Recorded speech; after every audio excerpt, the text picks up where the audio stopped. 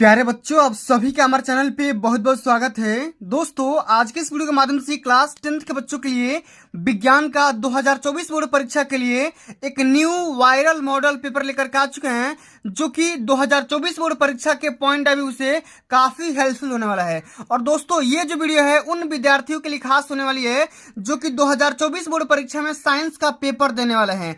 दोस्तों, आप यकीन मानिए कि इस वीडियो को देखने के बाद आप सभी का बोर्ड के पेपर में अच्छा से अच्छा मार्क्स आ जाएगा, ये मैं गारंटी के साथ बोल सकता हूं। और अब की बार 2024 बोर्ड परीक्षा में जो साइंस का पेपर आएगा, बिल्कुल ऐसा ही पेपर आएगा, इससे बाहर एक भी प्रश्न नहीं आएगा, ये मैं गारंटी के साथ बोल सकता हूं। और अब की बार बोर्ड परीक्षा में धुआं धुआं उड़ा देना है, ठीक है।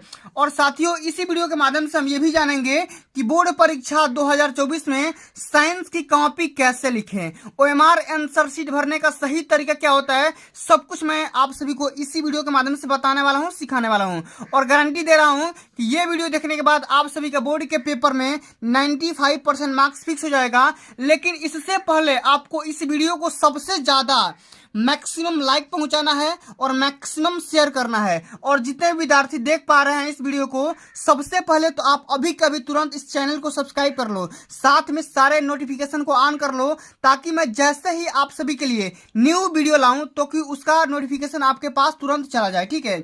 आइए दोस्तों, सबसे पहले हम यहाँ पे इस पूरे मॉडल पेपर को सॉल्व करने से पहले यहाँ पे कुछ निर्देश दिए गए हैं। सबसे पहले तो हम निर्देश को पढ़ेंगे, उसके बाद इस पेपर का धुआं धुआं करने वाले हैं, ठीक है। ये क्लास 10th के बच्चों का साइंस का ये अब की बार वार्षिक परीक्षा जो होने वाला है, उसका ये मॉडल पेपर होने वाला है, ठीक है।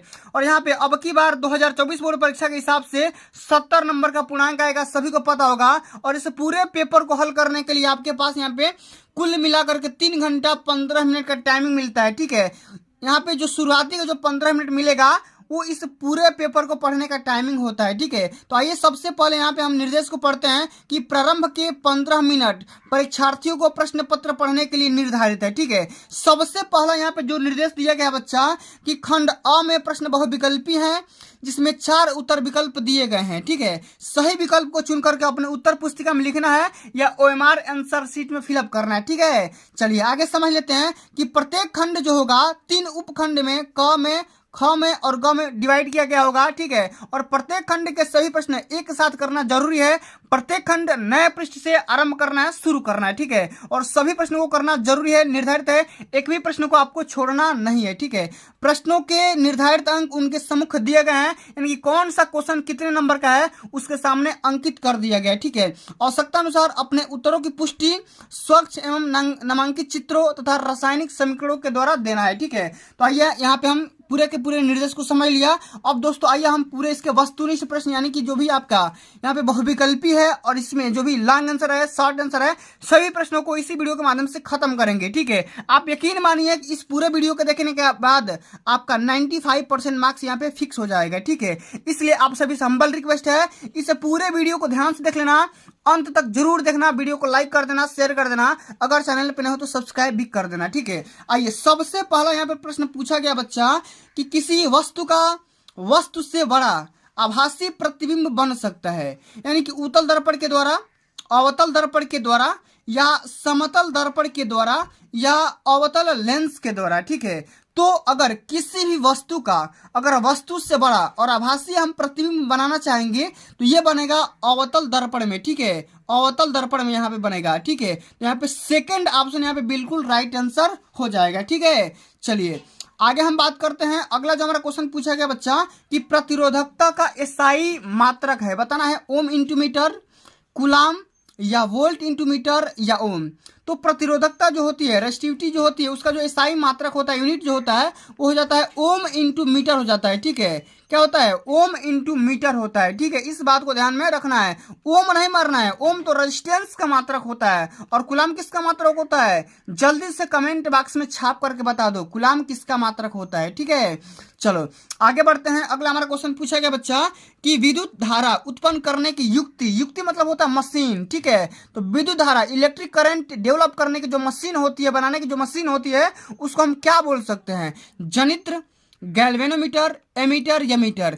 तो विद्युत धारा यानी कि इलेक्ट्रिक करंट उत्पन्न करने की जो मशीन होती है उसको हम जनित्र बोलते हैं, और जनित्र को इंग्लिश में जनरेटर बोला जाता है। ठीक है, जनरेटर बोला जाता है। जनरेटर क्या करता है भैया, ये फ्यूल से क्या करता है, आपका करंट प्रोवाइड करता है। ठीक है, चलिए अगला हमारा क्वेश्चन पूछा गया है कि अभिनेत्र लेंस की फोकस दूरी में परिवर्तन किया जाता है, बताना है किसके द्वारा, पुतली के द्वारा, दृष्टिपटल के द्वारा, पक्षमाभि के द्वारा या परितालिका के द्वारा। तो अभिनेत्र लेंस की जो फोकस दूरी है, ठीक है, फोकल लेंथ जो है उसमें हम चेंज कर सकते हैं, लेकिन किसके द्वारा, पक्षमाभि के द्वारा। यहाँ पे तीसरा जो यहाँ पे आंसर है बिल्कुल राइट आंसर हो जाएगा। ठीक है, जितना क्वेश्चन बता रहा हूँ सभी क्वेश्चन अभी कभी तैयार कर लो, क्योंकि यही सब सारे क्वेश्चन बोर्ड के पेपर में डायरेक्ट छपने वाले हैं। ठीक है, चलो अगला हमारा यहाँ पे क्वेश्चन पूछा गया बच्चा कि किसी गोलीय दर्पण तथा गोलीय पतले लेंस दोनों की फोकस दूरियां -15 सेंटीमीटर है। तो दर्पण तथा लेंस संभवतः है, ये बताना है कि कोई भी आपका गोलीय दर्पण है या लेंस है, ठीक है, पतला लेंस है, अगर दोनों दर्पण या लेंस की जो फोकस दूरी है निगेटिव है, यानी कि माइनस यहाँ पे 15 सेंटीमीटर है, तो दर्पण और लेंस कौन कौन सा हो सकता है, दोनों अवतल, दोनों उत्तल, या एक अवतल एक उत्तल, या दर्पण उत्तल होगा या लेंस अवतल होगा, तो बताना है। तो दोनों ये अवतल हो जाएगा। ठीक है, दोनों अवतल दर्पण भी होगा और अवतल लेंस भी होगा, क्योंकि अवतल लेंस या अवतल दर्पण दोनों की जो फोकल लेंथ होती है, फोकस दूरी होती है, वो हमेशा क्या होती है, निगेटिव होती है। इस बात को ध्यान में रखना है। ठीक है, चलो अगला जो हमारा क्वेश्चन पूछा गया बच्चा, ये एक न्यूमेरिकल है। क्वेश्चन क्या बोल रहा है समझिएगा कि किसी विद्युत बल्ब का अनुमानित अनुमतांक, ठीक है, यहाँ पे दिया गया है 220 वोल्ट और 100 वाट दिया गया है। ठीक है, जब इसे 110 वोल्ट पर प्रचालित करते हैं तब इसके द्वारा उपयुक्त शक्ति कितनी होगी, ये आपको बताना है। तो यहाँ पे देखो वोल्टेज भी दिया गया है और इसका यहाँ पे पावर भी दिया गया है। तो सबसे पहले हम क्या करेंगे, यहाँ पे हम करंट निकाल लेंगे। क्या करेंगे, हम यहाँ पे करंट निकालेंगे। तो करंट निकालने के लिए यहाँ पे क्या कर सकते हैं, सभी को पता होगा कि P इज इक्वल टू यहाँ पे V इंटू आई होता है, और हमारे पास यहाँ पे दिया गया P का मान यहाँ पे 100 वाट दिया गया है, और यहाँ पे वोल्टेज का मान 220 वोल्टेज दिया गया है, इंटू हम यहाँ पे करंट I का मान निकाल लेंगे। तो I का मान दोस्तों हमारे यहाँ पे I1 मान सकते हो। ठीक है, तो I1 का मान यहाँ में हमारे यहाँ पे हो सकता है 100 और बटे में 220। ठीक है, इतना हो गया। इसी प्रकार यहाँ पे देखो वोल्टेज दिया गया है 110 वोल्ट, अगला वोल्टेज, तो हम यहाँ पे कर सकते हैं P बराबर V इंटू आई। ठीक है, I2 यहाँ पे I1 रख देंगे, तो यहाँ पे हमारा क्या हो जाएगा। अब हमें शक्ति का मान निकालना है और हमें वोल्टेज का मान 110 दिया गया है, और I1 का मान हमने निकाला था 100 और बटे में 220। ठीक है, तो हम यहाँ पे क्या करेंगे, एक जीरो से एक जीरो कैंसिल आउट, और 22 पच हमको पता है कि 110 होता है, और 5 गुणे 10 क्या हो जाएगा, 5 गुणे 10 50 वाट आंसर हो जाएगा। ठीक है, जो हमारा शक्ति का मान होगा वो 50 वाट हो जाएगा। यहाँ पे हमारा जो तीसरा जो यहाँ पे ऑप्शन दिख रहा है ये बिल्कुल राइट आंसर हो जाएगा। ठीक है, तो इसी तरीके से आप सभी को आंसर निकाल भी लेना है। ठीक है, चलो अगला जो हमारा क्वेश्चन पूछा गया बच्चा कि वैद्युत मोटर परिवर्तित करता है, क्या करता है भाई, किससे किसमें करता है, बताना है। रासायनिक ऊर्जा को यांत्रिक ऊर्जा में, यांत्रिक ऊर्जा को रासायनिक ऊर्जा में, यांत्रिक ऊर्जा को वैद्युत ऊर्जा में, या वैद्युत ऊर्जा को यांत्रिक ऊर्जा में। तो वैद्युत मोटर जो होता है ना बच्चा, हम क्या करते हैं, मोटर कैसे चलता है, जैसे ही लाइट आती है, जैसे आप बिजली का बल्ब माने जैसे ही आप बिजली का स्विच ऑन करते हो, आपका मोटर पानी निकालना स्टार्ट कर देता है। ठीक है, सभी को पता होगा। तो ये क्या करता है, मोटर किसमें से किसमें चेंज करता है दोस्तों, ये हमारा जो मोटर होता है ये रासायनिक जो भी हमारा होता है, ठीक है, जो हमारा वैद्युत ऊर्जा होता है, ठीक है, एक बात ध्यान से समझिएगा, ये क्या करता है, वैद्युत ऊर्जा को यांत्रिक ऊर्जा में कन्वर्ट कर देगा, यानी कि इलेक्ट्रिकल एनर्जी को मैकेनिकल एनर्जी में चेंज कर देगा। ठीक है, जो भी हमारा मोटर होगा क्या करेगा, इलेक्ट्रिकल एनर्जी को मैकेनिकल एनर्जी में चेंज कर देगा। चौथा ऑप्शन हमारा बिल्कुल राइट आंसर हो जाएगा। ठीक है, चलिए अब हम आगे बढ़ जाते हैं। उपखंड सेकेंड में क्वेश्चन बोला गया है कि Zn+CuSO4, ठीक है, H2 यहाँ पे बोला गया है कि ZnSO4 + Cu रासायनिक समीकरण किस प्रकार की है, संयोजन अपक्रिया, विस्थापन अपक्रिया, या द्विविस्थापन अपक्रिया, या वियोजन अपक्रिया। ठीक है, तो ये जो रिएक्शन आप देख पा रहे हो दोस्तों, यहाँ पे देखो Zn का एक यहाँ पे मॉलिक्यूल है तो यहाँ भी एक है, कापर का एक है तो कापर भी एक है। ठीक है, यहाँ पे देखो SO4 यहाँ भी एक है तो यहाँ भी एक है। कहने का सेंस यहाँ पे है कि जितने भी यहाँ पे मॉलिक्यूल्स या एटम लेफ्ट हैंड साइड में है, उधर ही यहाँ पे क्या हो जा रहे हैं, राइट हैंड साइड में विस्थापित हो जा रहे हैं। तो इस वाली क्वेश्चन को हम बोलेंगे विस्थापन अभिक्रिया। यहाँ पे सेकंड ऑप्शन बिल्कुल राइट आंसर हो जाएगा। ठीक है, चलो आगे बढ़ते हैं। अगला हमारा क्वेश्चन पूछा गया बच्चा कि जल की कठोरता को हटाने के लिए निम्न में से किसका उपयोग किया जाता है, बताना है। बेकिंग सोडा का, धावन सोडा का, या विरंजक चूर्ण का यानी ब्लीचिंग पाउडर का, या प्लास्टर ऑफ पेरिस का। तो जल की कठोरता को दूर करने के लिए हम धावन सोडा का इस्तेमाल करते हैं। सेकंड ऑप्शन यहाँ पे बिल्कुल राइट आंसर होगा। ठीक है, चलो अगला हमारा क्वेश्चन पूछा गया बच्चा कि निम्न में से किस यौगिक में, ठीक है, OH एक क्रियात्मक समूह है। ठीक है, इसको हम बोलते हैं सिंगल बॉन्ड। क्या बोलते हैं इसको? सिंगल बॉन्ड बोलते हैं। ठीक है, और OH एक क्रियात्मक समूह है, ये बताना है। ये हो जाएगा ब्यूटेनॉल का। किसका? कई बार बता चुका हूं, ब्यूटेनॉल का। ठीक है, तो जितना क्वेश्चन बता रहा हूं सभी क्वेश्चन को आप तैयार करके रखो। ठीक है, क्योंकि यही सब सारे क्वेश्चन बोर्ड के पेपर में पूछे जाने हैं। ठीक है, चलो अगला जो हमारा क्वेश्चन पूछा गया बच्चा कि श्याम श्वेत फोटोग्राफी में प्रयुक्त होता है, बताना है। तो श्याम श्वेत फोटोग्राफी में, ठीक है, AgCl आपको प्रयुक्त होता है। AgCl लगा होता है। ठीक है, ठीक है, क्या AgCl लगा होता है। कभी भी पूछेगा कि श्याम श्वेत फोटोग्राफी में किस चीज का हम उपयोग करते हैं, तो AgCl का इस्तेमाल करते हैं। ठीक है, चलो अगला हमारा क्वेश्चन पूछा गया कि मुद्रा मिश्र धातु है। तो मुद्रा जो होता है कापर और यहाँ पे टीन का, कापर और टीन का ये मिश्र धातु होता है, लेकिन इसमें परसेंटेज पूछ दिया है। तो कापर इसमें 88% होता है और यहाँ पे जो टीन होता है आपका 12% होता है। इस बात को ध्यान में रखना है। ठीक है, चलो अगला हमारा क्वेश्चन पूछा गया कि प्रोपेन का आणविक सूत्र बताना है। C2H8 है, इसमें क्या होता है आपको बताना है। कितने सह संयोजक अबंध होते हैं, कितने बॉन्ड होते हैं, यह आपको बताना है। तो इसमें आप सभी का कुल मिलाकर के देखो, यहाँ पे 8 और 2 कुल मिलाकर के 10 सह संयोजक अबंध हो जाएंगे। इस तरीके से आप सभी को याद रखना है। ठीक है, यहाँ पे देखो 8 और 2 दोनों को जोड़ दो, यहाँ पे कुल मिलाकर के 10 सह संयोजक अबंध बन जाएंगे। ठीक है, कहने का सेंस यहाँ पे है कि C को 2 बार करना है। ठीक है, और यहाँ पे H को 8 बार करना है। ठीक है, इस प्रकार आप H को 8 बार कर सकते हो। ठीक है, यहाँ पे H होगा तो फिर यहाँ पे H, यहाँ पे H इस प्रकार कर सकते हो। ठीक है, इस प्रकार आपको H को यहाँ पे 8 बार करना है। ठीक है, तो कुल मिलाकर के आप देखोगे 2 4 6 8, तो कुल मिलाकर के जो भी यहाँ पे अबंध बनेंगे, जो भी बांड बनेंगे 10 सह संयोजक अबंध बन जाएंगे। ठीक है, इस प्रकार आपको तैयार रखना है। ठीक है, चलो अगला जो हमारा बढ़ जाते हैं उपखंड ग में।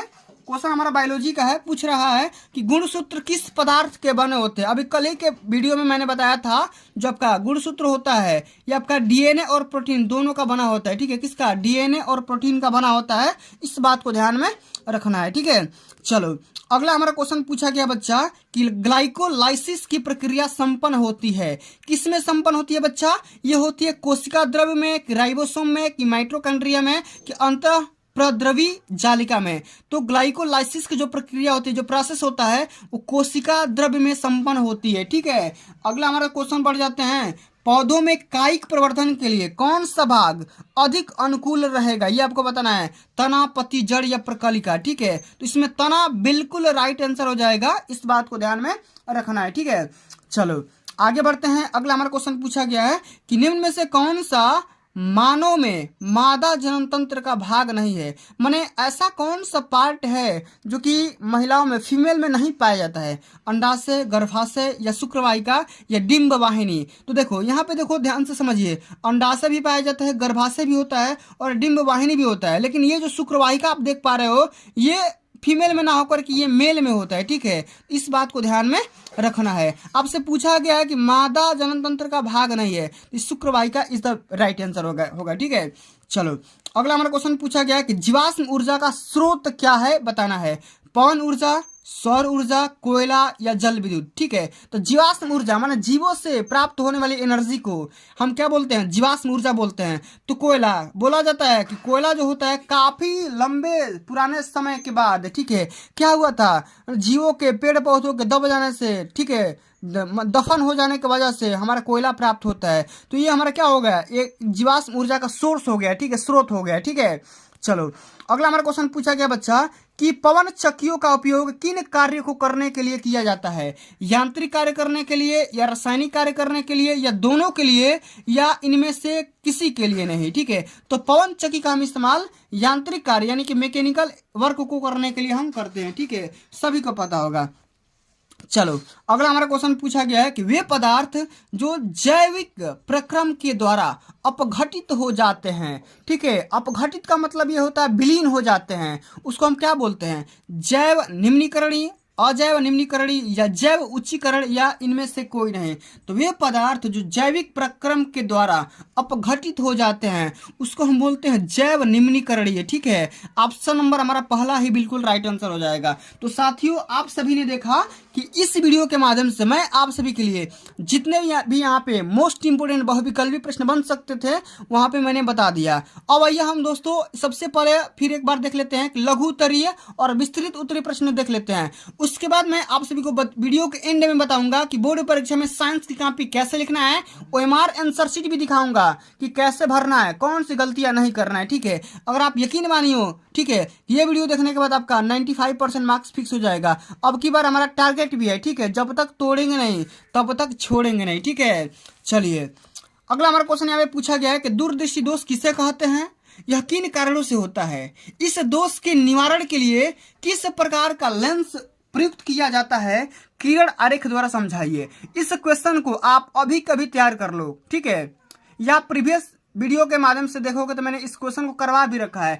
दूरदृष्टि दोष किसे कहते हैं, इसमें देखो दूर की वस्तु दिखाई तो देती है लेकिन नजदीक की वस्तु दिखाई नहीं देती है, ठीक है। ये इसमें क्या होता है भाई, इसमें क्या होता है, आपका जो रेटिना होता है उसका साइज कम हो जाता है, ठीक है। तो इस लेंस का हम उपयोग आराम से बताना है किस लेंस का उपयोग कर सकते हैं, ठीक है, आपको बता देना है। अगला हमारा क्वेश्चन पूछा गया है न्यूमेरिकल है कि प्रकाश के परिवर्तन का नियम लिखिए। जो ही प्रकाश का परिवर्तन का जो 2 नियम होता है उसको सबसे पहले लिखना है। और यहाँ पे एक क्वेश्चन पूछा गया है कि 20 सेंटीमीटर वक्रता त्रिज्या वाले अवतल दर्पण के सामने, ठीक है, 2 कंडीशन है कि 5 सेंटीमीटर दूरी पर और 15 सेंटीमीटर दूरी पर कोई वस्तु रखने पर प्रत्येक कंडीशन में प्रतिबिंब कहाँ पे बनेगा और कैसे बनेगा, यहाँ पे V का वैल्यू कैलकुलेट करना है, V1 V2 का मान यहाँ पे कैलकुलेट करना है। आसानी से कर सकते हो, सभी को पता होगा कि दर्पण का सूत्र क्या होता है, 1/V + 1/U = 1/F होता है, उसी के अकॉर्डिंग आप कर सकते हो, कोई दिक्कत की बात नहीं है।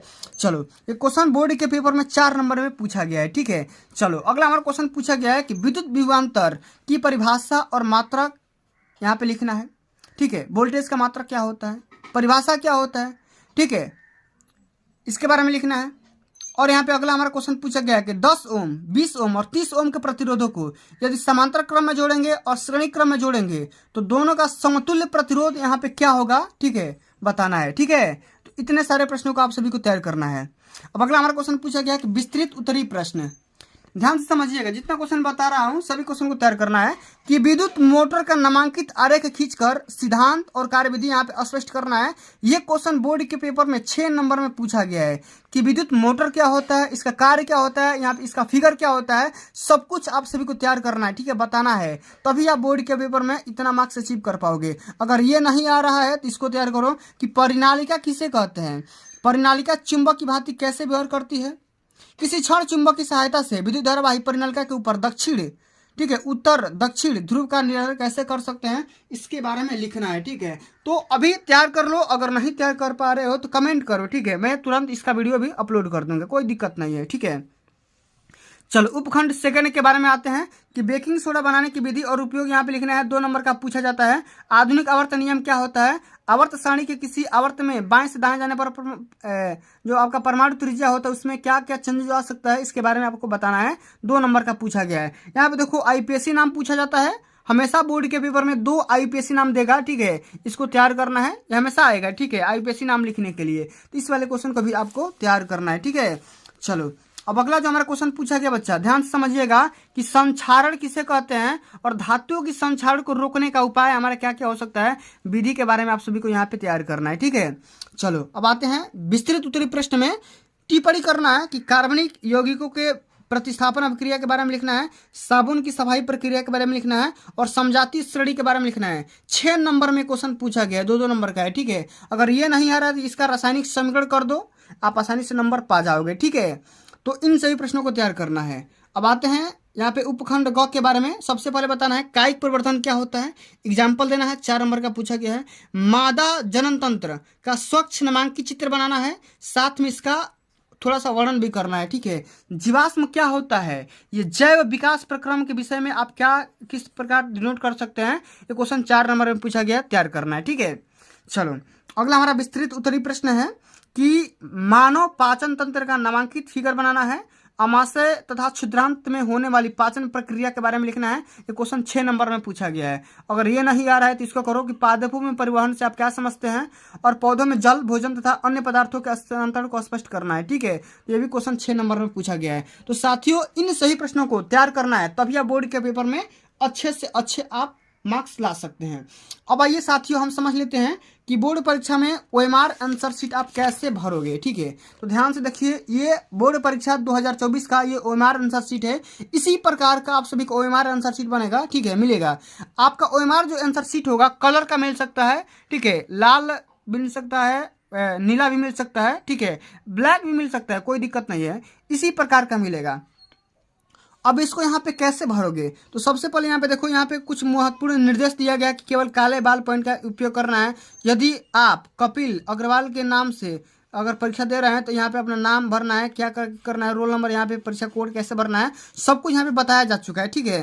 तो यहाँ पे कौन सा पेपर दे रहे हैं, अर्धवार्षिक दे रहे हैं कि ईयरली दे रहे हैं कि प्री बोर्ड दे रहे हैं, सब कुछ बताना है, किस क्लास में है, आपका रजिस्ट्रेशन नंबर क्या है, रोल नंबर क्या है, सब कुछ आप इसी के अकॉर्डिंग भरेंगे। जैसे यहाँ पे देखो बताया गया आपका किस डेट को पेपर है, तो सबसे पहले आपको यहाँ पे डेट डालना है, किस विषय का पेपर है, यहाँ पे विषय का नाम लिख देना है, परीक्षार्थी के यहाँ पे नाम भरना है, ठीक है, अपने यहाँ पे रोल नंबर, विषय का कोड, यहाँ पे कौन सा पेपर दे रहे हो, किस क्लास में है, रजिस्ट्रेशन नंबर क्या है, सब कुछ आपको यहाँ पे भर देना है, ठीक है। इतना भरने के बाद अब यहाँ पे आ जाओ, ठीक है, जो भी आपका यहाँ पे आंसर सही दिख रहा है, ब्लू या ब्लैक पेन से आपको यहाँ पे कलर कर देना है, ठीक है, कलर एक एक यहाँ पे ऑप्शन को कलर कर देना है, इसी प्रकार आपको 20 तक कलर करना है, ठीक है। अंत में आपको क्या करना है, यहाँ पे अपना साइन कर देना है, आप चाहो तो यहाँ पे अपना पूरा नाम भी लिख सकते हो, और अंत में एग्जामिनर के यहाँ पे साइन लगेगा जो कि आपका क्लास टीचर है, ठीक है। इस तरीके से आपको फुल तरीके से ओएमआर आंसर शीट भरना है, ठीक है। अब आइए समझ लेते हैं कि बोर्ड परीक्षा में विज्ञान की कॉपी कैसे भरोगे, कैसे लिखोगे। तो सही तरीके लिखने का सबसे पहले तो ओएमआर तो समझ ही गए, और ओएमआर समझने के बाद, ठीक है, अब यहाँ पे देखो जिसे यहाँ पे पूछा गया है कि मानव पाचन तंत्र में नामांकित फिगर बनाना है, तो सबसे पहले यहाँ पे हेडिंग लगाओगे कि प्रश्नोत्तर संख्या 11 कर रहे हो, ठीक है।